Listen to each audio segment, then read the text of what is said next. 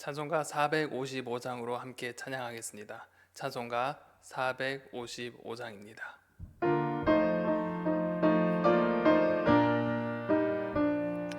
주님의 마음을 본받는 자, 그 맘에 평강이 찾아옴은 험악한 세상을 이길 힘이 하늘로부터 임함이로다. 주님의 마음 본받아 살면서 그 거룩하심 나도 이루리. 주 모습 내 눈에 안 보이며 그 음성 내 귀에 안 들려도 내 영혼 날마다 주를 만나 신령한 말씀 늘 배우도다. 주님의 마음 본받아 살면서 그 거룩하심 나도 이루리. 가는 길 거칠고 험하여도 내 맘에 불평이 없어짐은 십자가 고난을 이겨내신 주님의 마음 본받음이라. 주님의 마음 본받아 살면서 그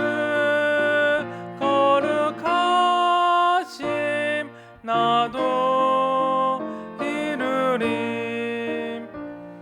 주 예수 세상에 다시 오신 그날의 무성도 변화하여 주님의 빛나는 그 영상을 다 함께 보며 주 찬양하리. 주님의 마음 본받아 살면서 그 하심 나도 이루리. 아멘. 오늘 하나님께서 우리에게 주신 말씀은 구약성경 전도서 6장 1절에서 12절까지의 말씀입니다. 구약성경 954면에 기록되어져 있는 전도서 6장 1절에서 12절까지의 말씀을 이제 봉독하겠습니다. 내가 해 아래서 한 가지 불행한 일이 있는 것을 보았나니 이는 사람의 마음을 무겁게 하는 것이라. 어떤 사람은 그의 영혼이 바라는 모든 소원에 부족함이 없어 재물과 부요와 존귀를 하나님께 받았으나 하나님께서 그가 그것을 누리도록 허락하지 아니하셨으므로 다른 사람이 누리나니 이것도 헛되어 악한 병이로다. 사람이 비록 100명의 자녀를 낳고 또 장수하여 사는 날이 많을지라도 그의 영혼은 그러한 행복으로 만족하지 못하고 또 그가 안장되지 못하면 나는 이르기를 낙태된 자가 그보다는 낫다 하나니 낙태된 자는 헛되이 왔다가 어두움 중에 감에 그의 이름이 어둠에 덮이니 햇빛도 보지 못하고 또 그것을 알지도 못하나 이는 그보다 더 평안함이라. 그가 비록 1000년의 갑절을 산다 할지라도 행복을 보지 못하면 마침내 다 한 곳으로 돌아가는 것뿐이 아니냐. 사람의 수고는 다 자기의 입을 위함이나 그 식욕은 채울 수 없느니라. 지혜자가 우매자보다 나은 것이 무엇이냐. 살아있는 자들 앞에서 행할 줄 아는 가난한 자에게는 무슨 유익이 있는가. 눈으로 보는 것이 마음으로 공상하는 것보다 나으나 이것도 헛되어 바람을 잡는 것이로다. 이는 이미 있는 것은 무엇이든지 오래전부터 그의 이름이 이미 불린 바 되었으며 사람이 무엇인지도 이미 안 바 되었나니 자기보다 강한 자와는 능히 다툴 수 없느니라. 헛된 것을 더하게 하는 많은 일들이 있나니 그것들이 사람에게 무슨 유익이 있으랴. 헛된 생명의 모든 날을 그림자같이 보내는 일평생에 사람에게 무엇이 낙인지를 누가 알며 그 후에 해 아래서 무슨 일이 있을 것을 누가 능히 그에게 고하리요. 아멘. 전도서는 인생의 절대 허무 문제를 다양한 각도로 이야기하고 있습니다. 그리고 이 문제에 대해서 어떻게 극복할 수 있는지 최선의 삶의 자세를 제시하고 있습니다. 지금까지 함께 살펴본 이 전도서는 인생의 절대 허물을 예증을 통하여서 지적함으로써 그 극복의 가능성을 제시했고, 또한 인생의 허물을 가중시키는 각종 불행들을 지적함으로 인생의 허물을 극복하는 방법인 바로 여호와를 경외하는 것을 제시하였습니다. 지금부터 펼쳐질 전도서는 인생의 그 허무한 것을 극복하기 위해 잘못된 자세가 무엇이며 또한 바른 자세가 무엇인지 알려줍니다. 특히 오늘 함께 볼 6장에서 이 지혜자는 세상으로 많은 것을 가졌음에도 허무한 인생을 살아가는 이들을 보여줌으로써 인생이 재물과 자녀, 장수, 이런 복만이 인생을 행복하게 하는 것이 아님을 우리에게 알려줍니다.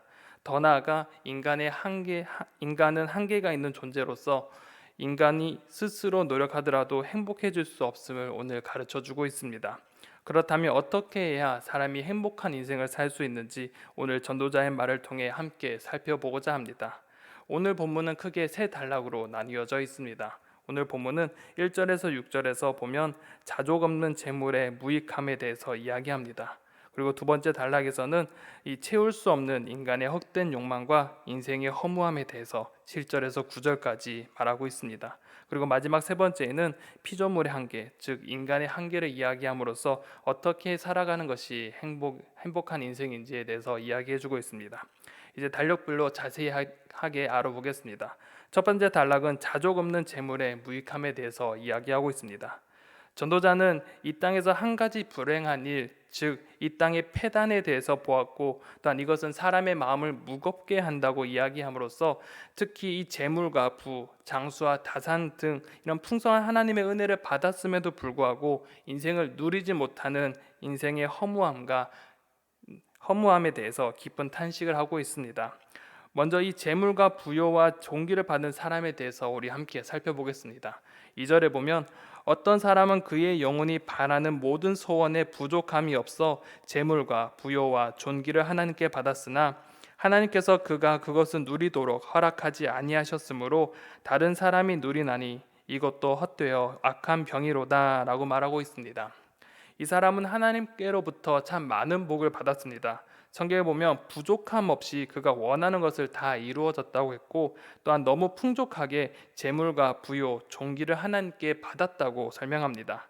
여기서 우리가 볼 것은 복의 주체가 누구인지 우리 먼저 한번 살펴보았으면 좋겠습니다. 복의 주체는 바로 하나님입니다. 그래서 하나님께서 복을 주시기도 하시고 또한 복을 주지 않기도 하십니다. 그런데 더 나아가 이 복을 주신 하나님께서 그것을 누리게도 하시는 반면에 그것을 누리지 못하게 하시는 것도 바로 하나님의 주권이란 것입니다.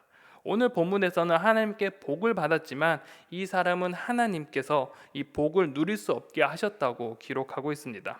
그런데 그것을 사용할 수 없다는 것은 이런 상황을 볼 때 참 잔인한 것처럼 보입니다. 하나님께서 복을 주셨는데 그것을 누릴 것도 함께 주셔야 되는데 그것도 주지 않는다는 것은 마치 우리가 애견을 키우다 보면 이 강아지에게 간식을 눈앞에 두고도 못 먹게 하는 것과 동일한 것 같습니다. 이해되지 않는 이 장면은 한 학자는 이걸 두고 이렇게 설명합니다. 하나님께서 개인의 어리석음을 허용하신 것으로 볼 수 있는데 이는 재물이나 명예, 부요함을 지키는 데에만 마음을 쓰고 그것으로 더 나은 유익을 취하거나 바른 일에 선용하지 못하였다라고 설명합니다. 결국 이것은 이 사람은 하나님께 많은 복을 받았지만 그 복을 자신의 것으로만 여기고 이것을 합당하게 사용하지 않았다는 것입니다. 오히려 자신의 이익과 욕망을 채우기 위해 급급했고 더 많은 것을 누리기 위해 더 많은 것을 쌓기 위해서 자기의 욕망을 채우기 위해 급급했다는 것입니다. 결국 이러한 자의 부는 자신과 관계없는 사람들에게 결국 넘어가게 되었고 정작은 자신은 누리지 못하게 되었습니다. 이를 두고 성경은 헛되어 악한 병이라고 말하는데 이는 비참한 재난을 뜻하는 단어입니다. 부와 명성을 쌓기 위해 수없이 노력을 했지만 정작 누리지 못한 이 헛된 수고가 되었기에 그가 쌓은 재물과 부요, 종기가 오히려 그에게는 재난처럼 되었고 그 인생이 얼마나 허무한지에 대해서 오늘 전도자는 이야기하고 있습니다. 이제 전도자는 또 다른 한 사람을 소개합니다. 3절에 보면 사람이 비록 100명의 자녀를 낳고 또 장수하여 사는 날이 많을지라도 그의 영혼은 그러한 행복으로 만족하지 못하고 또 그가 안장되지 못하면 나는 이르기를 낙태된 자가 그보다는 낫다 하나니라고 말합니다.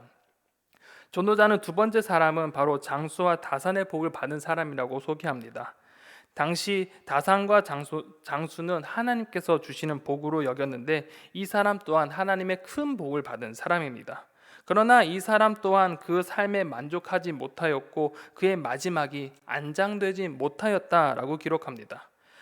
그가 후손이 100명이나 되는 사람이었고 그의 후손이 정말 많은데 그 누구도 이 사람의 죽음 앞에 무관심했다는 것입니다. 그래서 그 누구도 그의 죽음에 슬퍼하지 않았고 장례를 치르지 않았고 무덤 하나도 제대로 만들어주지 않았다는 것입니다. 장수와 다산의 복을 받았지만 그 인생의 결말은 누구도 슬퍼하지 않는 최악의 결말을 맞이하고 있습니다. 이를 위해서 전도자는 세상에서 이 사람을 빗대어 전도자는 세상에서 가장 비참하고 불쌍하게 여겨지는 이 낙태자보다 못한 인생이라고 평가합니다. 그 이유는 4절 5절에서 이렇게 기록합니다. 낙태된 자는 헛되이 왔다가 어두운 중에 가매 그의 이름이 어둠이 덮이니 햇빛도 보지 못하고 또 그것을 알지도 못하나 이가 그보다 더 평안함이라 라고 말합니다. 낙태된 자는 이 세상의 빛도 제대로 보지 못하였습니다. 존재는 나타내는 이 이름 또한 자신의 의사와 상관없이 어둠 속에 묻히게 되었습니다. 태어나 그의 삶을 맛보지도 못하고 누리지도 못한 채 사산되었습니다. 하지만 그가 장수와 다산의 복을 받은 이보다 더 평안함은 인생의 고통과 덧없음, 허무함을 피했기 때문이고 또한 사람들의 위로와 긍휼을 받으며 장사되었고 또한 더 많은 안식을 누렸기 때문이라고 설명합니다. 그래서 6절에 보면 그가 비록 천년을 갑절을 산다 할지라도 행복을 보지 못하면 마침내 다 한 곳으로 돌아가는 것뿐이 아니냐라고 말합니다.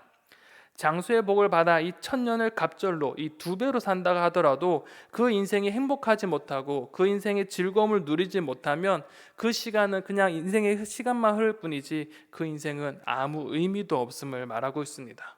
결국 이러한 삶은 끝에는 이 낙태된 자와 동일하게 죽음을 맞이하게 된다고 전도자는 이야기합니다.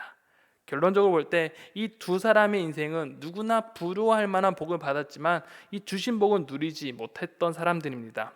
만족함이 없었고 자족함이 없었고 감사함이 없었기에 그들은 주신 것조차 누리지 못했고 결국 그 받은 복은 무의미해졌고 결국에는 재난과 같은 그런 상황에 놓여지게 되었습니다. 두 번째 단락에 보면 이 채울 수 없는 인간의 헛된 욕망과 인생의 허무에 대해서 이야기합니다. 지금까지 외적의 복을 받았으나 만족하지 못한 인생의 허무함에 대해서 이 두 번째 단락은 이 채우지 못한 인생의 욕망에 대해서 이야기합니다. 인간은 자신의 욕망을 끝없이 채우고자 하나 그 욕망은 채울 수 없고 결국 그 인생은 모두 다 허무하다, 허망하다라고 이야기합니다. 7절에 보면 사람의 수고는 다 자기의 입을 위함이요 그 식욕은 채울 수 없느니라 라고 말합니다. 전도자는 사람들이 수고하고 일하는 이유가 바로 기본적으로 모두 입을 위한 것이라고 말합니다. 이 입을 위한다는 것은 이 배를 채우고 식욕을 채우는 것인데 이 또한 우리가 원하는 만큼 채울 수 없다고 말합니다. 사람의 식욕은 끝이 없고 그것은 인간의 노력과 열심으로도 만족시킬 수 없는 불가능한 것이라고 이야기합니다. 이 식욕은 더 넘어서 사람의 욕망과도 연결되어집니다. 인간의 노력으로 인간의 욕구를 다 만족시킬 수 없다는 이야기입니다. 인간이 아무리 노력한다고 할지라도 그 욕망을 다 채울 수 없는 법입니다.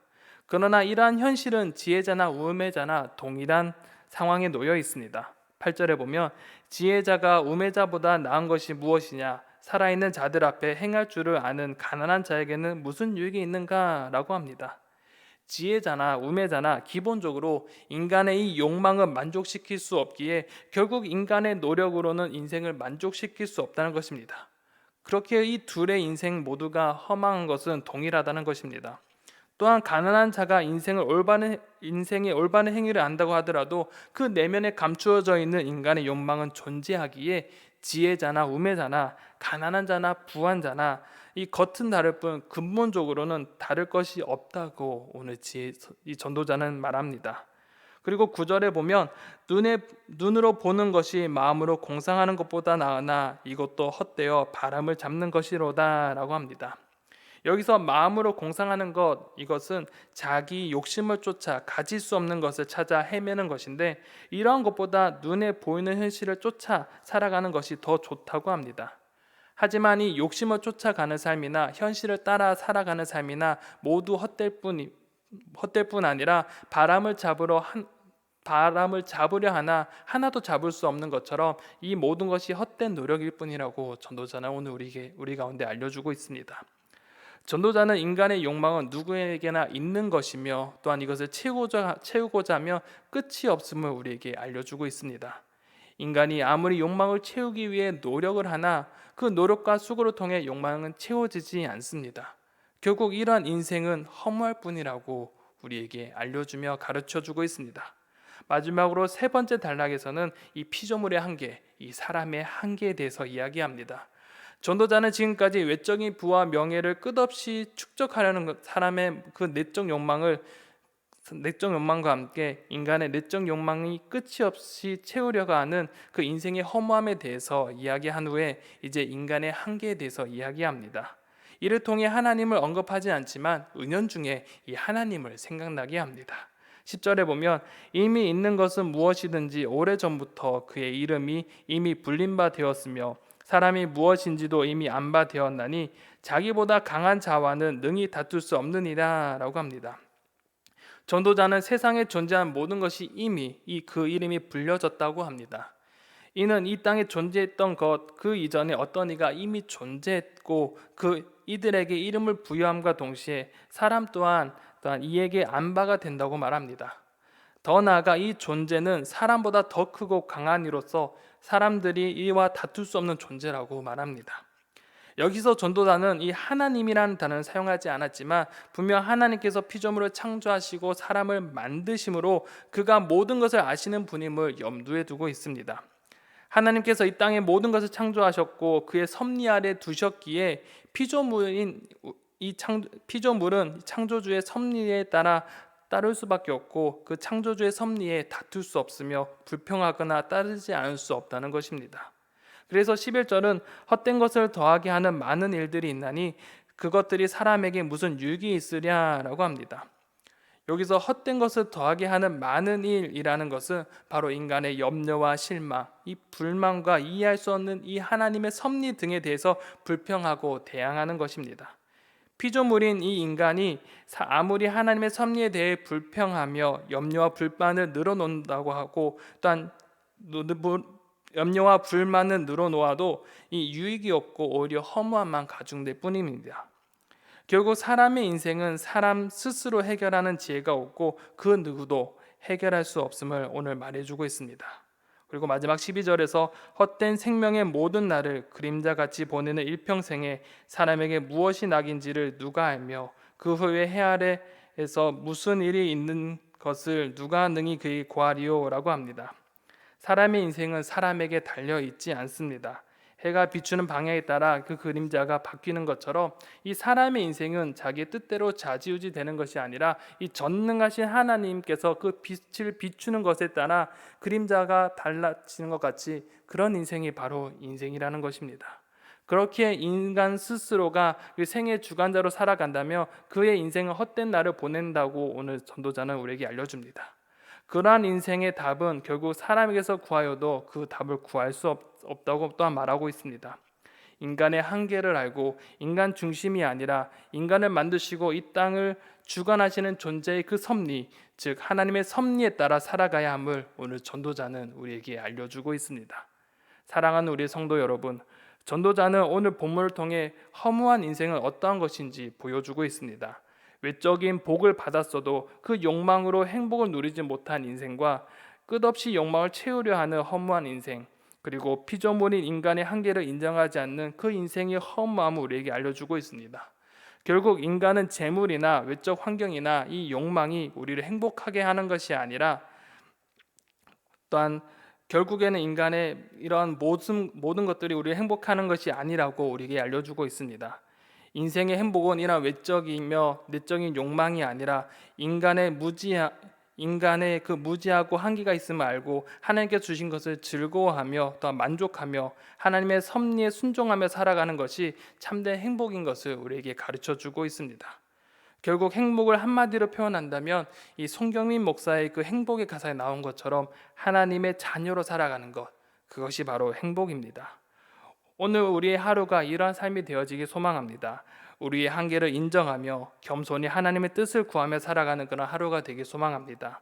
오늘 하루도 전능하신 하나님의 손에 우리의 인생을 맡기며 하나님의 은혜에 만족하며 감사함으로 하나님의 자녀답게 살아가는 오늘 하루가 되시기를 간절히 소망합니다. 기도하겠습니다. 사랑과 은혜가 풍성하신 아버지 하나님, 우리의 삶의 여정 속에서 우리의 연약함과 인생의 허무함을 또한 바라봅니다. 우리가 아무리 많이 가질지라도 그것을 누리지 못한다면 그 인생이 허무할 뿐이고, 우리의 인생에 우리의 외적인 것과 내적인 욕망만을 붙잡고 그것을 채우려 한다면 그것이 우리의 인생의 허무한 것임을 오늘 전도자 우리에게 알려주고 있습니다. 아버지 하나님, 우리의 한계를 다시 한 번 더 생각하게 하시고 우리의 연약함을 되돌아보는 시간이 되게 하여 주시옵소서. 하나님, 이 땅을 창조하시고 이 땅을 주관하시는 그 하나님 손에 우리의 모든 것을 맡기며 나아가는 우리의 존재가 되게 하여 주시옵소서. 하나님, 우리가 이 땅의 즐거운 것들을 붙잡고 살아가는 것이 아니라 하나님이 주신 것에 또한 즐거워하며 만족하는 우리의 삶이 되게 하여 주시옵소서. 하나님의 섭리에 따라 살아가게 하시고 하나님의 말씀에 순종하며 살아가는 우리의 삶이 되게 하여 주시옵소서. 그로 인하여서 하나님의 자녀로 살아가는 것이 우리의 삶의 참된 행복임을 깨닫게 하여 주시옵소서. 오늘 하루가 그러한 삶이 되어지기 원합니다. 하나님, 오늘 하루도 우리의 한계를 인정하고 오직 하나님만을 바라보며 하나님 뜻을 구하는 하루가 될 수 있도록 인도하여 주시옵소서. 모든 걸 주님께 맡겨드립니다. 오늘 하루의 모든 것 주님께 의탁하오며 살아서 역사하시는 예수 그리스도의 이름으로 간절히 기도드립니다. 아멘.